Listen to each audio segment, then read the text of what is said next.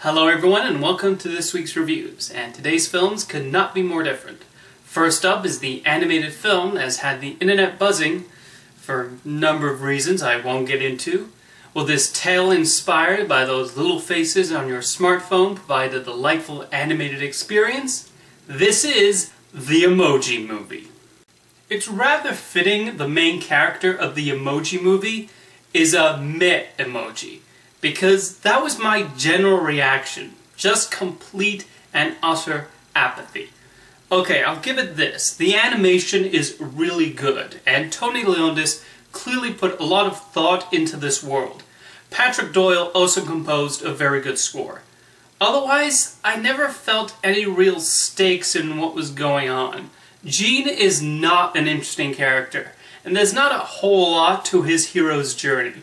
Jailbreak has no personality, and the love story they tried to develop with her and Gene had no heart. High Five got on my nerves the entire time. Why would you make the comic best friend sidekick such a narcissist? The smiley emoji is a pathetic villain, and I felt myself feeling no sympathy for the phone's teenage user. They mostly just use apps for extended jokes, more than actual plot and character development.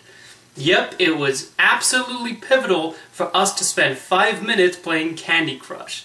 The jokes are fairly weak, and I sat there not really laughing. Even a chortle would have been nice. Throw in a twist that is obvious the second they foreshadow it, and a final message that left me in disbelief, and this was a crushing disappointment. They could have done something clever and satirical with this concept. But alas. Next up is Charlize Theron playing a no-nonsense spy in the action film Atomic Blonde. Atomic Blonde is a film completely committed to its aesthetic, as director David Leitch puts his all into bringing us back to 1989 Germany, shortly before the collapse of the Berlin Wall.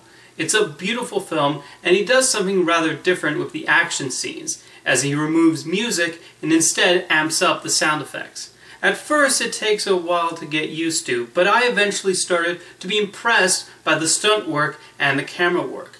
There was clearly a lot of thought and preparation put into the action scenes, and Charlize Theron also commits completely. These action scenes are the highlights of a film I found otherwise lacking in the story and character department. The plot mostly exists as an excuse for Charlize Theron to look cool.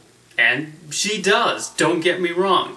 However, the story just sort of meanders along with a series of MacGuffins and a framing device that I felt interrupted the flow of the narrative. James McAvoy annoyed me in his role as a fellow spy, and Sofia Boutella merely existed in the film to provide titillation. I also found the soundtrack choices to be rather distracting, as they merely picked hits from the era which were either on the nose or did not fit the scene in question. The song choices should enhance the story and the characters, and Atomic Blonde falls short of that. The film as a whole seems to want to play the Bond trope straight, but there's a reason those films have a cheekiness to them, even the more serious entries with Daniel Craig. Overall, Atomic Blonde has some impressively directed action scenes that play around with conventions, but I was otherwise left unengaged by the story and characters. That said, I do think there's definitely room to improve in a sequel. Thank you for watching this week's reviews, and I'll see you next time.